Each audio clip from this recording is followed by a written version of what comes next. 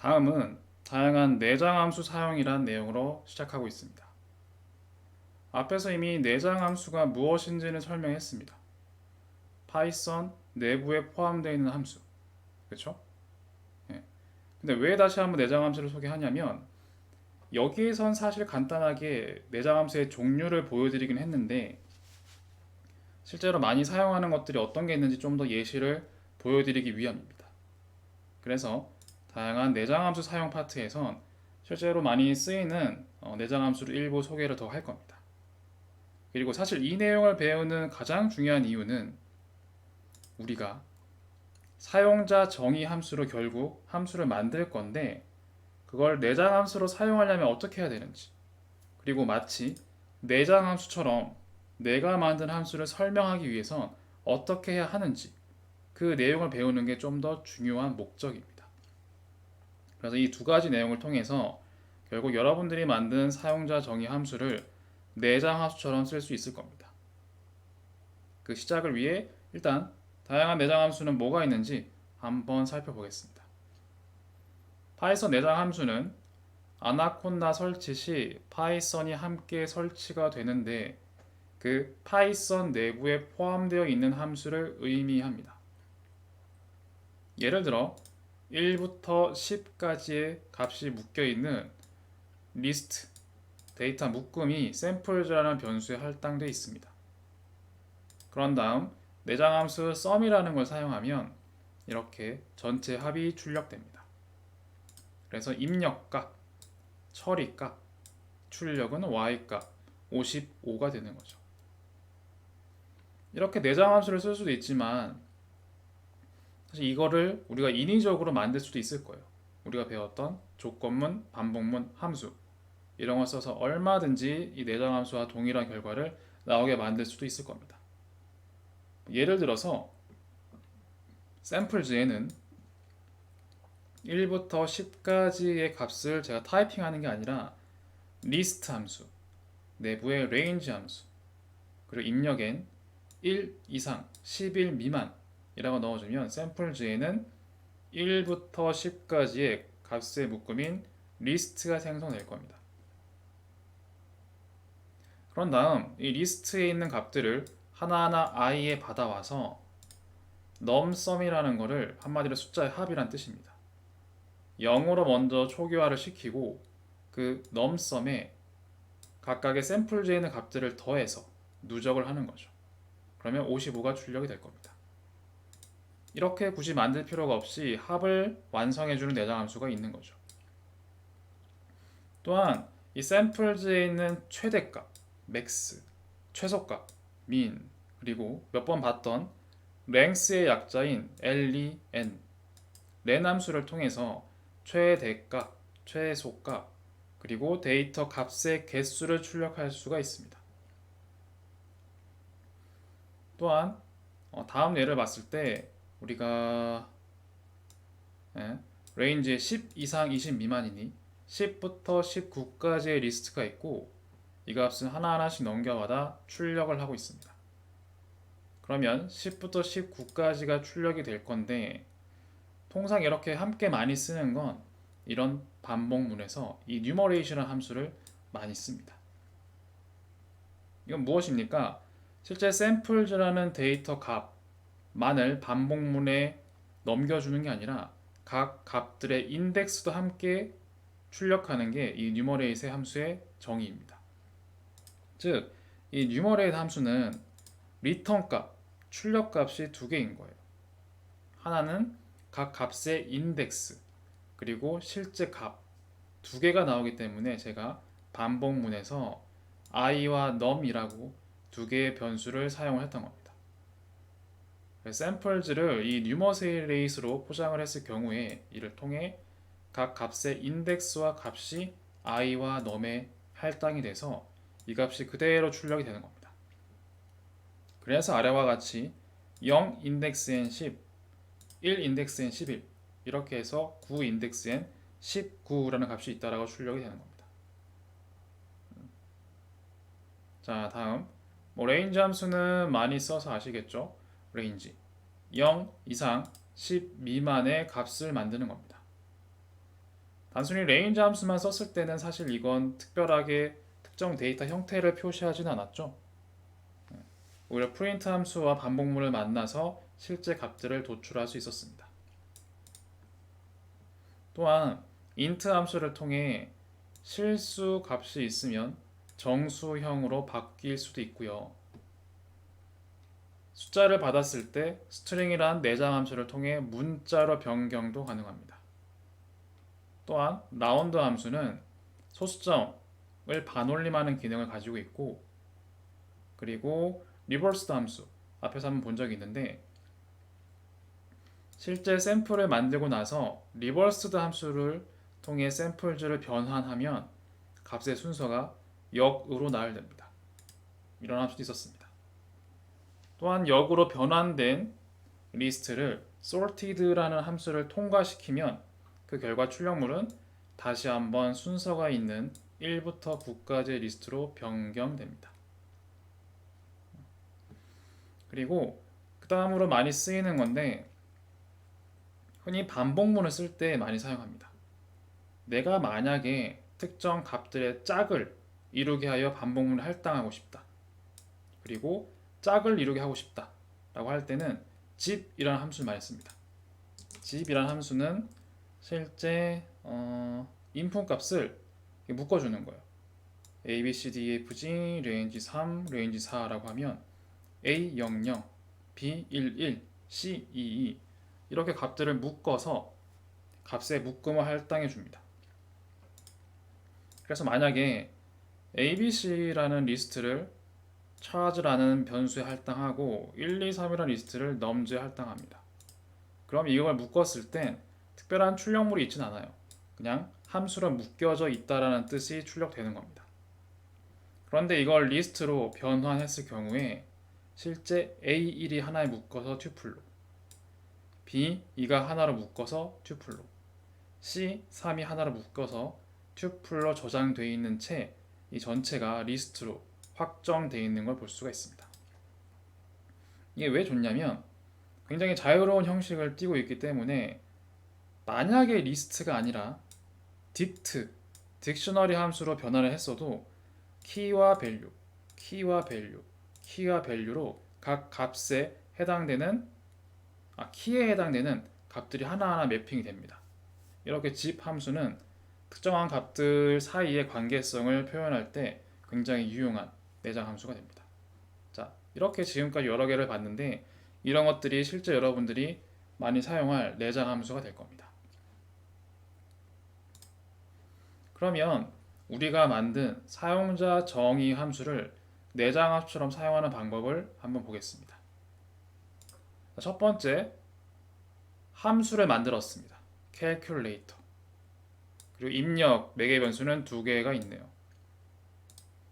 a, %b 그 나머지를 result에 할당을 하고 이 함수의 출력값은 result가 됩니다.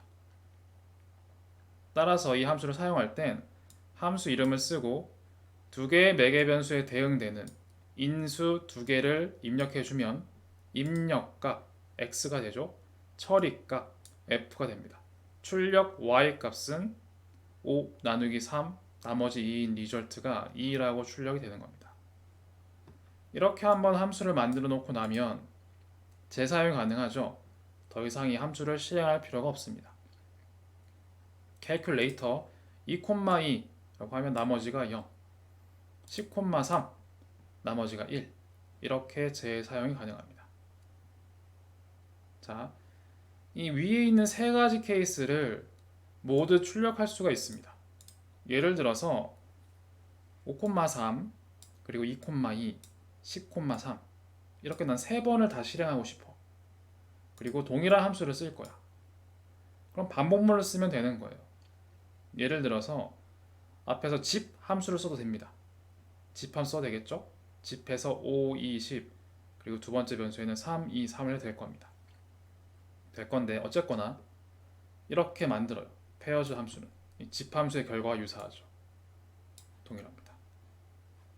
동일한데 나는 5,3, 2,2, 10,3이라는 튜플을 세 가지를 포함하고 있는 리스트 그것이 pairs입니다. 페어즈가 되고, 그리고 이 페어즈를 반복문을 통해서 a, b로 값을 할당하죠. 이 페어즈의 값은 5, 3, 2, 2, 13이 아니라 튜플로 묶여 있는 이 세 개이기 때문에 첫 번째 반복에는 a와 b에 5와 3이 들어갈 겁니다. 두 번째 반복에는 a와 b에 2, 2, 세 번째 반복엔 10, 3이 들어갈 겁니다. 그런 다음 캘큘레이터 함수에 a와 b를 받아서 입력받아 모듈로라는 변수에 출력을 저장합니다. 그리고 그 값을 그대로 실행했네요. 그랬더니 이걸 실행했을 때 2, 0, 1이 출력되는 겁니다. 이 캘큘레이터라는 거는 마치 내장함수처럼 우리가 이미 만든 거긴 한데 그냥 그대로 쓴 거죠. 뭐 임포트를 한 것도 아니고 그냥 쓰고 있습니다. 또한 이 내장함수에서 함수 중첩에 대한 설명을 좀 드릴 건데, 제가 두 개의 함수를 만들었습니다. 자, 멀이라는 함수는 a와 b라는 두 개의 매개 변수를 받아 두 개를 곱한 결과를 c에 저장합니다. 그리고 그 결과를 출력하는 함수고, 두 번째 함수 add 함수는 두 개의 매개 변수를 받아 a, b를 더해서 c에 저장, 그리고 그걸 출력 후 멀이라는 함수를 호출합니다. 자, add도 함수인데, 그쵸? 마치 이 멀도 내가 만든 사용자 정의 함수이긴 한데 내장 함수처럼 그대로 쓸 수 있습니다. 중첩 가능해요. 멀 a, b라고 쓸 수가 있어요. 그러면 함수 안에 다시 한번 합수가 있어도 이 값은 이 함수로 작동이 되는 겁니다. 그래서 a와 b의 값이 할당이 되고 그 곱한 값이 뒤에 들어갈 겁니다. 자, 한번 볼까요? x는 10, y는 20이 되고 add x, y라고 하면 x와 y엔 10과 20이 들어가고 두 개 더한 값이 c에 들어가서 c가 출력될 겁니다. 두 개를 더한 건 30이겠죠. 그런 다음 멀 함수를 만나서 a, b 10과 20이 곱해진 결과가 c에 들어가서 그 c가 결국 이 d가 되는 거죠. d에는 200이 출력되는 겁니다. 그래서 우리는 add라는 함수만 쓰긴 했는데 이 add 함수는 다른 사용자 정의 함수를 안에 이렇게 포함시킬 수가 있는 거죠. 마찬가지로 이런 중첩된 함수 사용으로 계산기를 만들어 보겠습니다. 계산기 이렇게 보면 되겠네요. 자, calculator라는 함수를 만들었고 두 개의 매개 변수를 받아 나머지를 출력하는 함수입니다. 그리고 calculator final은 pairs를 입력받아서 pairs를 값을 뽑아 calculator 나머지를 받고 그 입력된 매개 변수에 해당되는 값을 키죠. 이걸 키 값으로 사용해서 값을 저장하는. 왜냐하면 리절트가 딕셔너리이기 때문에 그래요. 딕셔너리에서 a, b라는 키 값에 해당되는 건 모듈로라는 값이야 라는 뜻입니다. 그래서 반복을 통해서 딕셔너리에 저장이 되는 거죠. 그리고 딕셔너리 자체를 출력하는 겁니다. 자, 이렇게 하면 pairs는 5,3, 2,2, 10,3입니다. 이 함수를 실행했을 때 이 함수가 작동이 되겠죠. pairs에는 이 값이 그대로 들어갈 겁니다. 리스트가. 이 pairs 반복을 통해 5,3, 2,2, 10,3이 들어가고 이 a, b는 calculator 함수를 만나서 위에 함수를 호출하게 돼 있어요. 5,3, 2,2, 10,3이 위의 함수로 들어가서 나머지가 리절트에 저장되는 겁니다. 그 나머지가 2, 0, 1이 될 거고 이 결과를 딕셔너리에 저장합니다. 딕셔너리 5,3의 키에 대해선 2라는 나머지를 2,2라는 키에 대해선 나머지가 0이 10,3이라는 키에 대해선 나머지가 1 이렇게 적용이 되는 거죠. 그래서 이걸 실행했을 때 이렇게 5,3이라는 페어즈 키에는 나머지가 2, 2,2라는 페어즈 키에는 나머지가 0, 10,3이란 키에 대해선 나머지가 1이 저장되어 있는 딕셔너리가 출력되는 겁니다. 자, 이걸 사용해서 아래 퀘스천을 한번 풀어보시기 바랍니다. 일단 두 개의 변수를 입력받아서 첫 번째 몫을 구하는 프로그램을 만들고요. 그리고 나머지를 구하는 프로그램 만듭니다. 그리고 1과 2에서 만든 함수가 있죠. 이걸 중첩 함수로서 한꺼번에 몫과 나머지를 출력하는 프로그램을 만들면 됩니다. 즉 함수를 3개 만드는 건데 1과 2는 각각의 함수를, 3에는 위에 calculator final과 같이 앞에서 만든 함수를 포함시켜서 함수를 만들도록 한 겁니다. 그렇죠? 이렇게 3개를 만드는 겁니다. 그런 다음 이 3에서 만든 프로그램 함수를 사용해서 제가 예시로 x와 y는 10과 3을 넣어놨습니다. 이 3에서 만든 함수를 x와 y를 통과시켜서 실제 몫과 나머지가 어떤 게 출력되는지 한번 출력을 해보시면 됩니다. 이런 출력을 통해서 여러분들이 내가 만든 사용자 정의 함수도 내장 함수처럼 쓸 수가 있구나, 이런 걸 확인하실 수가 있을 겁니다.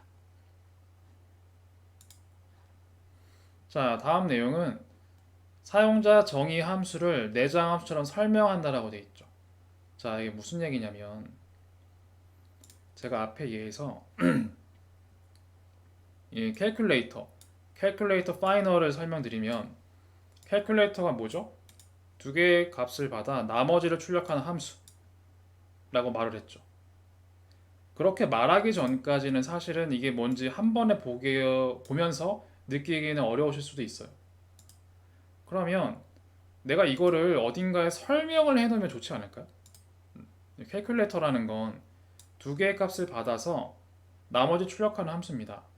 그리고 calculator final은 값의 쌍을 받아서 그거의 나머지를 딕셔너리에 저장하는 함수입니다. 써놓으면 좋잖아요. 그렇죠? 그럼 내가 이거 코드를 하나하나 실행해보면서 실행해서 페어즈가 뭐가 들어가고 A와 B에는 뭐가 들어가고 이거를 실행했더니 뭐가 나오고 아 이러면서 이런 거구나 라는 거를 굳이 해석할 필요가 없는 거예요. 그렇죠? 그럼 만약에 일단 이 calculator final을 내장합처럼 사용한다고 했을 때 이렇게 비교를 해볼게요. 자, 이 calculator final에 Shift 탭을 눌러보세요. 설명이 나와요. 왜? 여러분들이 만든 함수기 때문이에요. 타입은 함수, calculator final, 페어즈를 받는다 라고 되어 있죠. 함수입니다. 우리 이런 거 많이 봤죠. 아니면 help를 써도 될 거예요. help에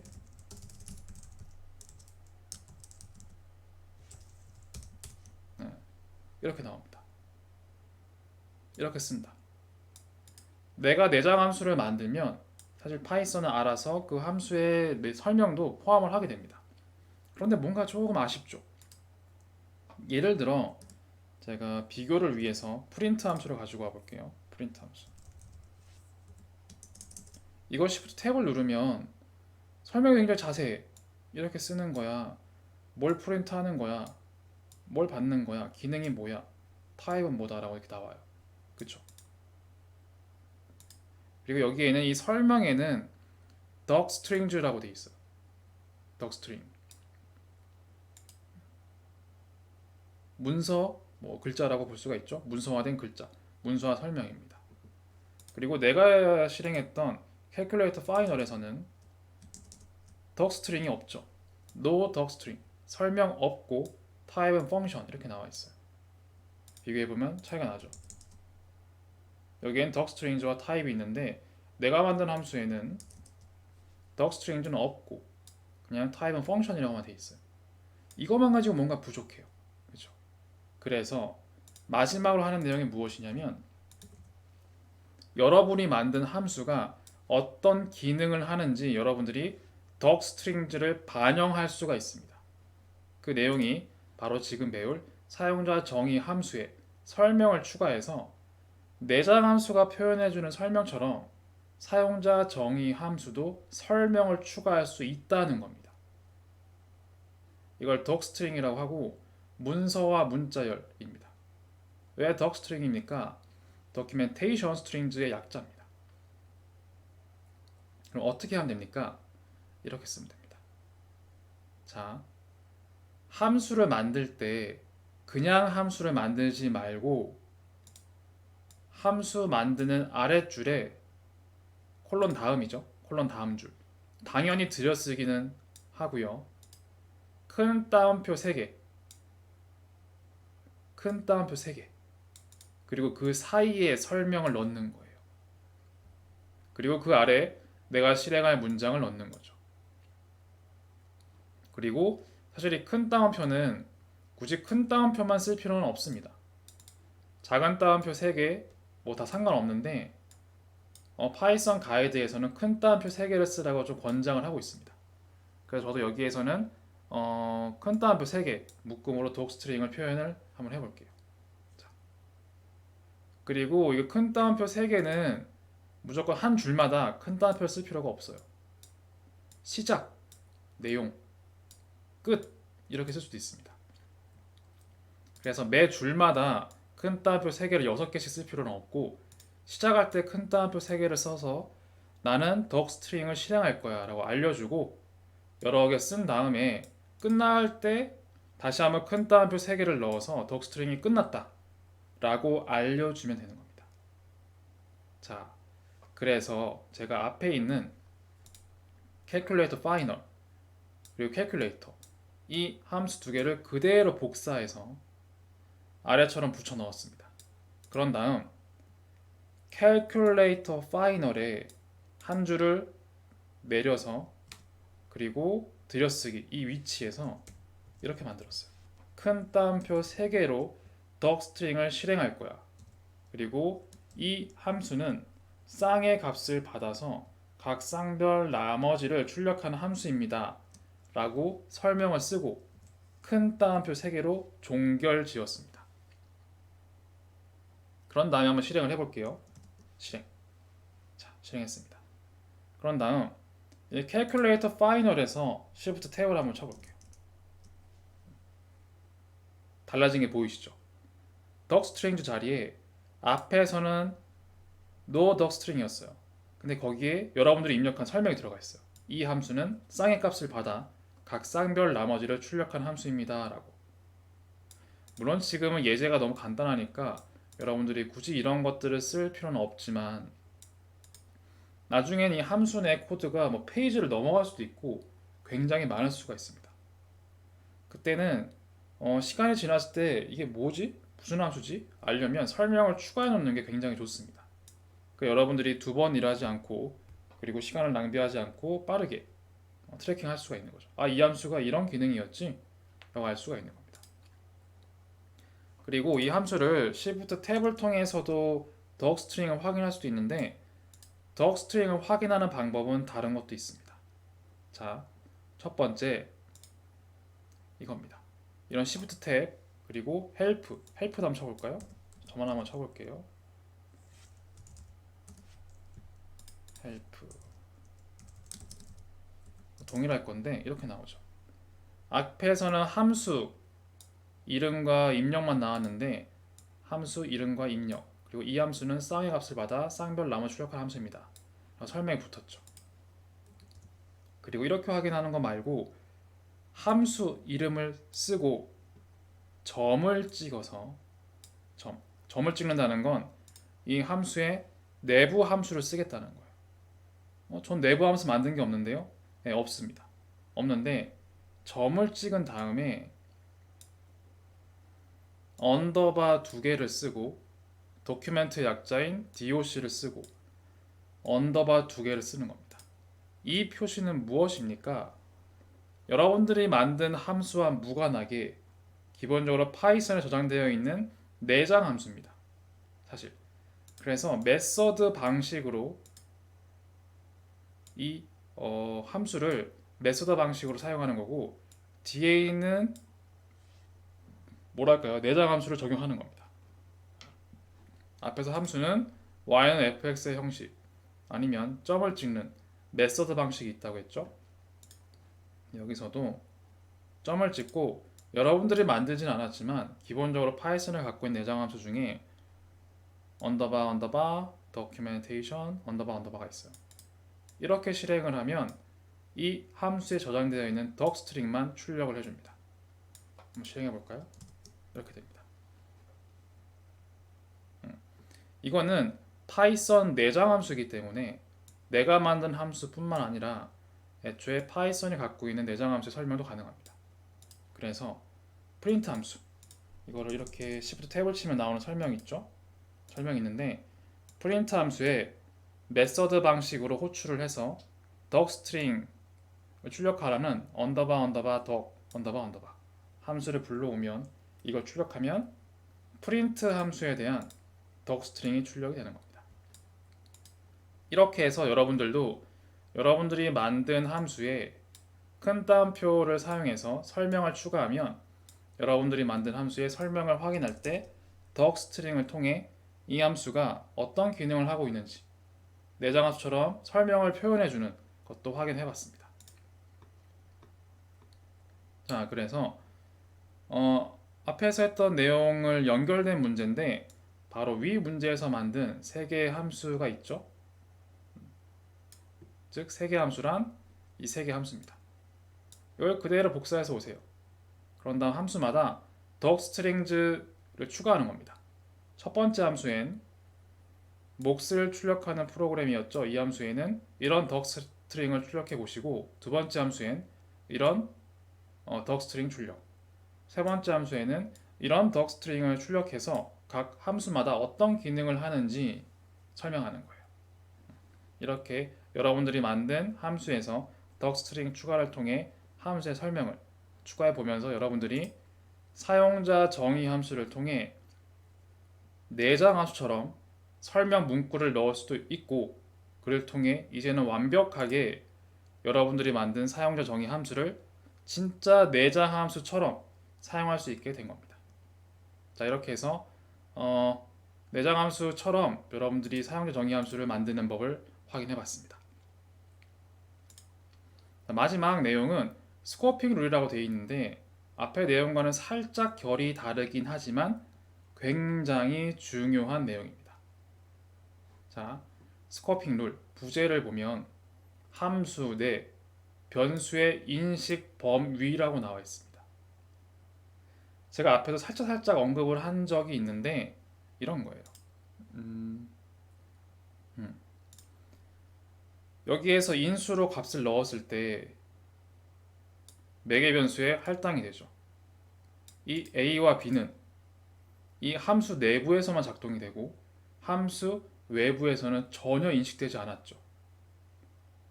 사실 여러분들이 변수를 어떻게 세팅하냐에 따라서 함수 내부에서만 인식되거나 함수 외부에서도 인식되거나 여러 가지 세팅을 할 수가 있습니다. 그거와 관련된 변수가 함수 내부에서만 인식이 되든 함수 외부도 인식이 되든 여러 개의 함수가 인식될 수 있는 범위가 있습니다. 그래서 이 변수들이 어느 정도 범위까지 인식을 되느냐에 따라서 세 가지 종류로 구분해 놨습니다. 그걸 한번 확인을 해보고 아래 예시를 통해 설명을 좀 더 이해해 보도록 하겠습니다. 즉, 스코핑 룰이란 변수의 생존 범위에 관련된 규칙입니다. 그래서 각자 함수 내부에 있는 변수들은 세팅하기에 따라서 각자의 인식되는 공간 또는 범위가 존재한다. 그리고 그 종류는 크게 세 가지가 있다는 겁니다. 지역 변수, local variable, 전역 변수, global variable, 내장 변수, built-in variable이 있습니다. 이 그림으로 보면 local namespace라고 되어 있죠. 즉, 지역 변수는 함수 안에서만 인식되는 변수를 의미합니다. 즉, 여러분들이 지금까지 봤던 모든 함수에 있는 매개 변수들은 다 지역 변수인 거죠. 그래서 함수 안에서만 정의되고 함수 내부에서만 인식되는 변수인 거예요. 그런데 아직 여러분들은 보신 적이 없습니다. 본 적이 없는데 함수 밖에서 정의돼서 함수 외부에서도 인식되는 변수가 있습니다. 그걸 전역 변수라고 하고, 애초에 함수고 뭐고 간에 파이썬 자체에 정의돼서 어디든 인식되는 변수가 있습니다. 이걸 built-in function, built-in variable이라고 합니다. 그래서 여러분들이 체감하기론 지역 변수 느낌 오셨을 거고, 나머지 두 개만 좀 더 확인해 보면 됩니다. 아래 예시를 볼게요. 자, 첫 번째 예시. 함수를 만들었습니다. 입력된 매개 변수는 없고 foo라는 함수를 만들었죠. xx는 10이 됩니다. 그리고 print xx. 그리고 만약에 제가 foo라는 함수를 실행하면 당연히 10이 출력이 될 겁니다. 그렇죠? 그런데 print xx를 함수가 종료된 뒤에 한번 실행을 해볼게요.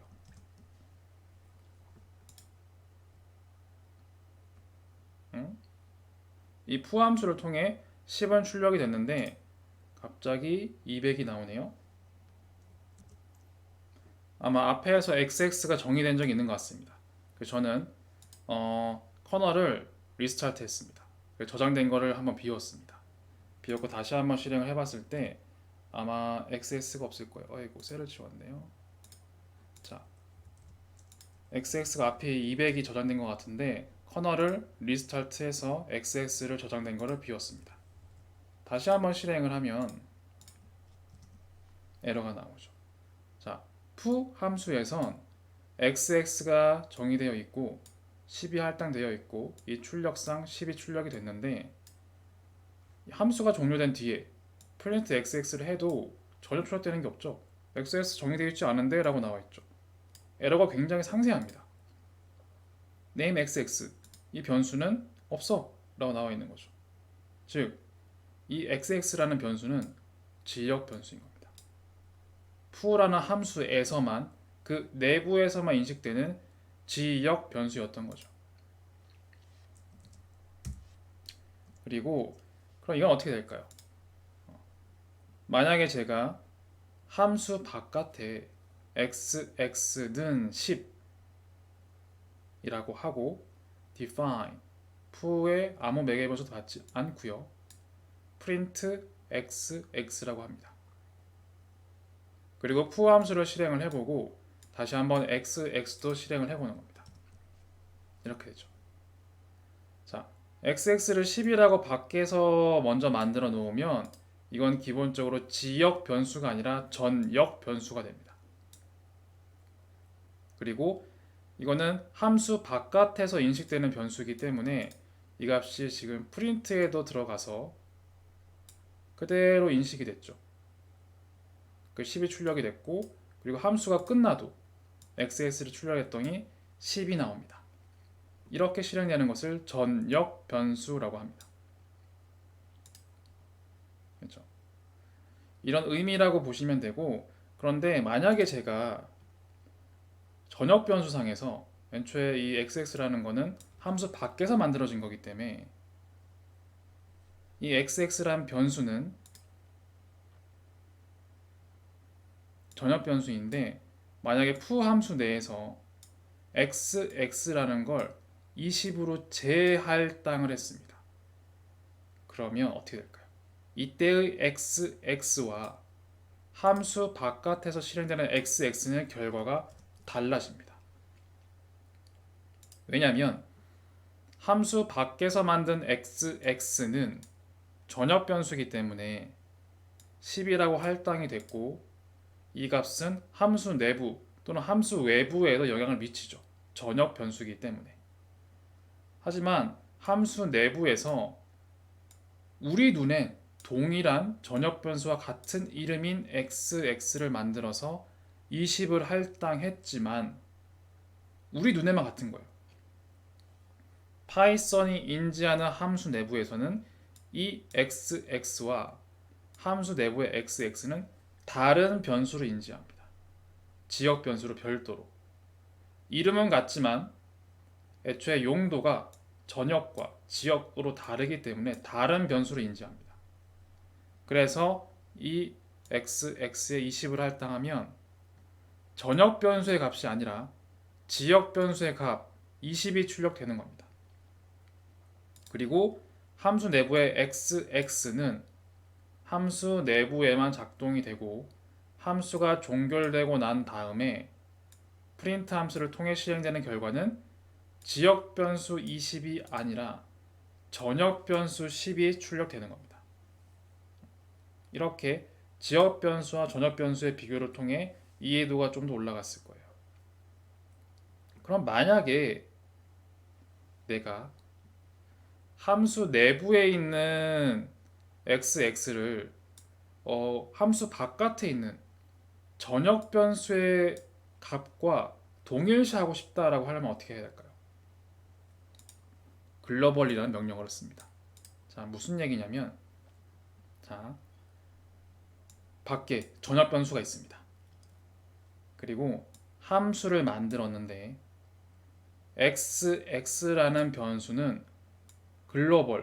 자, 글로벌을 왜 글로벌을 썼냐면 전역 변수의 영어 이름이 글로벌 베리어블입니다. 파이썬에서도 글로벌이라는 명령어를 쓰게 되어 있습니다. 그래서 나는 이 xx라는 변수를 함수 내부에서 원래 지역 변수인데 글로벌 변수, 전역 변수로 쓸게라고 먼저 선언을 하는 거예요. 그리고 그 xx에 20을 할당하면 이 xx는 지역 변수가 아니기 때문에 함수 내부에 있는 프린트는 당연히 20을 출력하겠죠. 근데 함수 외부에 있는 x도 영향을 받아 20으로 변경됩니다. 그래서 둘 다 20, 20이 출력되는 거예요. 즉 함수 내부에서 글로벌 명령어를 쓰면 원래는 당연히 지역 변수로 인식돼야 하는 변수가 글로벌 변수로 인식이 되어 함수 밖에 있는 전역 변수의 값에도 영향을 미친다는 겁니다. 자, 그리고 뭐 이렇게도 가능합니다. 애초에 전역 변수 x가 없는 상태예요.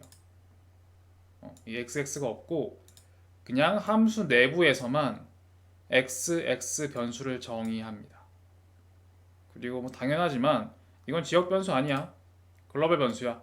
라고 할당을 하고 그 xx에 200을 할당한 후 출력을 했을 때 당연히 200이 출력이 되고 함수 밖에서도 당연히 지역 변수가 아닌 글로벌 변수로 인식되는 xx는 200이 출력되는 겁니다. 이렇게. 자, 다음. 자, 지역 변수의 범위를 한번 확인해 볼 건데요. 함수 안에 함수를 추가했어요. 함수 안에. 내가 a라는 함수를 만들었습니다. a라는 함수는 x에 10을 할당하는 함수입니다. 그리고 그 안에 다시 한번 b라는 함수를 만들었고 그리고 a 함수는 b 함수를 만든 후 b 함수 실행합니다. 그런 다음 x를 출력합니다. 그럼 a가 뭐가 나올까요? 뭐 10이라고 써있으니까 10이 나오겠죠. 그게 중요한 게 아니고 이 로직을 이해하려면 생각을 해봐야 돼요. 자, 만약에 내가 a라는 거를 실행을 했습니다. a라는 함수를 실행했을 때 xn 10이 할당이 먼저 되겠죠. 그럼 이 x는 글로벌이 붙어있지 않으니 지역 변수입니다. 지역 변수 x에 10이 할당이 됐고 그리고 b라는 함수를 만들었더니 b라는 함수는 x라는 지역 변수에 20을 할당하는 거예요. 그리고 이 만든 b 함수를 실행하는 게 들여쓰기 기준상 a가 관할하고 있는 함수입니다. 그래서 b라는 함수 실행하죠. 그러면 다시 한번 x가 20이 할당되는 명령이 실행될 겁니다. 그런 다음 프린트를 하면 x는 10이 나옵니다. 왜 그럴까요? 이 b라는 게 실행이 되지만 이 b가 만드는 x 역시 b 함수에만 인식되는 거예요. 그리고 a 함수에서 인식되는 x는 바로 이거밖에 없습니다. 그래서 오히려 프린트 x를 할 때 20이 아니라 10이 나오는 거예요. 내가 b 함수를 a 함수 내에서 실행하고 있긴 하지만 b 함수 실행을 통해 나온 x는 20이라는 값은 b 함수 내부에만 인식이 되고 b 함수 밖에서는 인식되지 않는 거기 때문입니다. 그래서 당연히 프린트 x를 하면 20이 아니라 10이 출력되는 거였습니다. 그리고 그 다음 예시는 또 다른 기능인데 non-local이라는 명령어입니다. non-local 한번 볼까요? 자, 동일한 함수인데 하나가 추가됐죠. 이 함수와 완전히 동일한 함수인데 b 함수 내부에 non-local x라는 값이 추가되어 있습니다. 자, 이건 뭘까요? non-local은 글로벌 함수, 글로벌 변수, 글로벌 베리어블 전역 변수는 아닙니다. 그죠? 글로벌은 아니니까. 그런데 non-local은 전역 변수는 아닌데 가장 가까이에 있는 지역 변수까지만 확장하는 것입니다. 즉, 로컬이 지역이죠.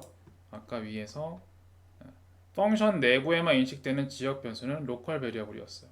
이때 로컬이라고 썼습니다. 썼는데 여기서 제가 아니야, b 함수 내부에 있는 x는 로컬 x가 아니라 non 로컬, 로컬 함수가 아니야라는 뜻입니다. 그럼 로컬 함수가 아니면 전역 함수야? 아닙니다. 그건 아니고 현재 함수의 바깥쪽에 있는 가장 가까운 지역 변수까지만 사용합니다. 그래서 이렇게 실행을 했을 경우에는 a 함수에서 x는 10이 들어가고 b 함수를 만들 때 x는 전역 변수는 아니고 지역 변수도 아니고 non local x야. 그래서 이 x는 b 함수 바깥에 있는 가장 가까운 지역 변수는 이거죠. 이 x는 10과 동일시 됩니다. 동일시. 그래서 그런 다음에 x는 20을 할당을 하면 이 b 함수 실행을 통해서 가장 가까이에 있는 지역 변수 x는 20으로 변경됩니다. 그래서 프린트 x에서 20이 출력되는 겁니다.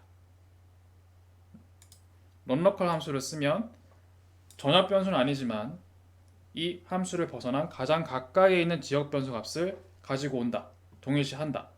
이렇게 보시면 될 것 같습니다. 자, 이거는 비슷하긴 한데 앞에 그대로 내용을 복사해 왔어요. 그런데 바깥에 x는 0을 한번 만들어 봤습니다. 어떻게 되는지. 왜냐면 이 non-local이 b 함수 바깥에 있는 x를 가지고 온 건 맞아요. 근데 혹시나 a 함수 바깥에까지 동일시되는 건 아닐까 확인을 해보려고요. 만약 그렇게 되려면 실제로 이 x는 non-local이 아니라 글로벌이겠죠. 그걸 체크하기 위해서 이 내용은 그대로 가지고 왔는데 제일 앞에 a 함수 바깥에 x는 0을 먼저 세팅을 하고 a 함수 실행 후 프린트 x 합니다.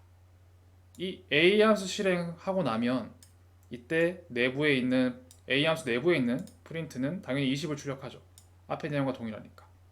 그런데 a 함수 바깥에 있는 프린트 x에서는 10도 20도 아닌 0을 출력하고 있습니다. 그렇죠? 따라서 이렇게 non-local을 쓰면 a 함수 바깥에까지 인식되지는 않는 거예요. 전역 변수로서 인식되지는 않고 오로지 내가 존재하고 있는 함수 바깥에 있는 지역 변수까지만 인식되는구나 라고 다시 한번 체크를 할 수가 있었습니다. 자, 그리고 만약에 제가 non-local 자리에 글로벌을 쓸게요. 그럼 어떻게 될까요? non-local 자리에 글로벌을 쓰면 이렇게 됩니다. 이때의 x는 글로벌 함수니까 전역 변수로 바뀌는 거예요. 전역 변수. 그래서 여기에서 프린트 x를 먼저 실행을 해봤을 때는 10이 나옵니다. 왜냐면 x가 10이 들어갔고 비함수를 만들 때 x는 전역 변수야. 그리고 x는 20이 할당이 됐죠. 그리고 b를 실행했어요. 근데 10이 출력됩니다. 왜 그럴까요? 자, 이 글로벌 x에서는 현재 함수 바깥쪽에는 지역 변수 사용한다고 되어 있죠. 이거 실행했을 때 그렇죠. 이렇게 나오죠. 이 x는 함수 바깥에 있는 이 x일 수도 있고 이 x일 수도 있을 겁니다. 근데 엄밀히 얘기하면 이 x라기보단 이 x와 가깝습니다. 이 글로벌 함수를 취하자마자 모든 함수는 외부의 변수에 관여하며 함수 내 지역 변수에 관여하지 않아요. 전혀. 그래서 이 글로벌 x는 사실 바깥에 있는 x는 0을 가져오게 됩니다. 그래서 a 함수를 실행했을 때 x는 10이 반영이 됐고 b 함수에는 글로벌 x를 만들어 20을 할당했지만 사실 이 지역 변수엔 관여하지 않아요. 글로벌 변수는. 그래서 이 x는 제일 바깥에 있는 변수만 동일시됩니다. 그래서 b 함수 실행 후 프린트 x를 하면 a 함수가 관할하고 있는 유일한 x는 지역 변수 10이기 때문에 10이 출력됩니다. 반면 프린트 x, a 함수 바깥에 있는 프린트 x니까 전역 변수 x는 0이 실행되어야 하지만 b 함수 내부에 글로벌 x 선언을 통해서 이 x는 a 함수 바깥에 있는 x와 동일시되고 그 값은 20으로 변경되어 20이 출력되는 겁니다. 이렇게 해서 글로벌, 넌 로컬 이런 것들에 대한 기능을 통해서 함수 내에서 변수가 인식될 수 있는 범위가 있구나. 기본적으로는 지역 변수처럼 인식되는 게 맞는데 상황에 따라서는 전역 변수의 기능을 만들 수도 있구나. 글로벌 함수 아니면 넌 로컬 함수를 통해 함수 외부에 있는 값과 동일시할 수 있구나. 이런 내용을 확인할 수가 있었습니다. 자, 그래서 정리를 좀 하면 넌 로컬은 현재 함수의 바깥쪽에 있는 지역 변수 탐색 시 가장 가까운 함수의 거를 가지고 오는 겁니다. 그리고 글로벌 키워드는 함수가 몇 개가 있든 상관이 없어요. 무조건 전역 변수와 동일시됩니다. 그런데 일반적으로 이 전역 변수 잘 쓰지 않습니다. 애초에 값이 너무 변경되거나 혼란을 줄 수 있기 때문에 글로벌 변수 잘 쓰지 않아요. 그리고 어지간하면 함수 내부에서만 값이 인식이 되고 함수 밖에서는 인식되지 않는 지역 변수를 쓰는 게 사실 오류를 줄이는 가장 좋은 방법입니다. 그래서 제가 여러분들한테 스코핑 룰 자체를 인식시켜주기 위해서 설명을 드리긴 했지만 어지간하면은 지역 변수를 계속 쓰시는 걸 제가 추천드립니다. 그리고 내장 변수라고 되어 있는 파이썬 자체에 정의되어 어디서든 인식되는 변수라고 되어 있는데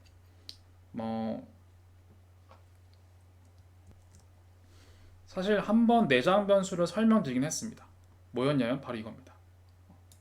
언더바 언더바 doc 언더바 언더바 이런 것들을 사실 내장되어 있는 변수라고 많이 부릅니다. 이것 말고도 뭐 언더바 언더바 네임도 있고 굉장히 많은데 결국 이 변수 제가 아까 함수라고 표현한 이유는 메서드처럼 호출을 하기 때문이고 사실 이것도 어찌 보면 변수명이죠. 언더바로 시작할 수 있어요. 변수명.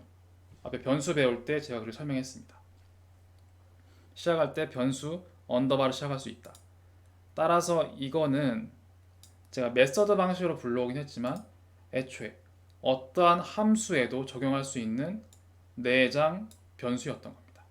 변수명입니다. 이런 것들은 사실은 많이 쓰실 일은 없을 겁니다. 특별한 상황이 아닌 이상은 이런 것들 내장 변수라고 볼 수 있고 여러분들이 이 기능적인 특징보다는 결국 지역 변수, 전역 변수, 내장 변수를 구분할 줄은 아신 거예요, 이제. 지역 변수는 함수 내부에만 인식되는 것. 전역 변수는 함수 바깥에서 인식되는 것. 그리고 글로벌 명령어, non-local 명령어로 진짜 전역 변수처럼 인식되거나 아니면 가장 가까운 함수 바깥에 있는 지역 변수처럼 인식되거나 이런 것도 가능했고요. 내장 변수는 애초에 우리가 변수라고 값을 지정한 건 전혀 아니고 파이썬이 애초에 설치를 하고 가지고 있는 변수예요. 마치 이런 거와 같이 난 만든 적이 없는데 사용할 수 있는 변수가 있습니다. 이런 것들을 내장 함수와 같은 로직으로 내장 변수라고 합니다. 이렇게 이해하시면 될 것 같습니다. 자, 마지막으로 문제를 두 가지를 가지고 왔네요. 네. 이 함수를 실행하면 이렇게 50과 400이 출력됩니다. 그러면 왜 50과 왜 400이 출력되었는지 설명을 추가하시면 됩니다. 그리고 두 번째 문제도 코드는 제가 작성을 해 두었고 실행됐습니다. 그럼 왜 30일이 나왔는지, 어떤 흐름으로 어떤 변수가 들어가서 어떤 계산으로 프린트 x에서 30일이 나왔는지 출력을 하시면 됩니다. 그 결과를 작성을 하셔서 완성을 하시면 이 방식을 한번 심도 있게 고민을 해보시면 아마 제가 스코핑 룰에서 설명드렸던 지역 변수, 전역 변수 이런 개념들을 좀 더 쉽게 이해가 되실 거라 믿습니다.